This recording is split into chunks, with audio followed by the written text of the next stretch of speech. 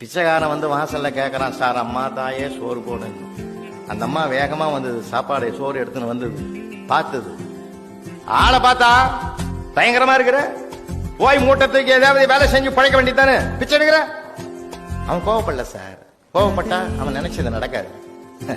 அம்மாடி நீ கூட பாக்குறதுக்கு நயன்தாரா மாதிரி தான் இருக்கிற, சினிமாவில் நடிக்கவா போன, இதுங்களுக்கெல்லாம் வடிச்சு போடுறதுக்கு தானே இந்த வீட்டிலே இருக்கிற.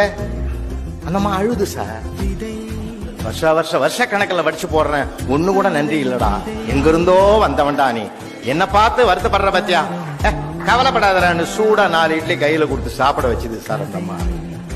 அவன் கோவப்பட்டு வார்த்தைகளை உதிர்ந்து இருந்தான்னா அது அந்த பழகுமா, என் தம்பி மாறுறா நீ, உனக்கு எப்பப்ப பசிக்குது அப்பெல்லாம் வாடா தரேன்னு ஒரு உறவாயிட்டான் சார் அவன். வார்த்தைகள் இருக்கிறது வாழ்க்கையின் சிறப்பு.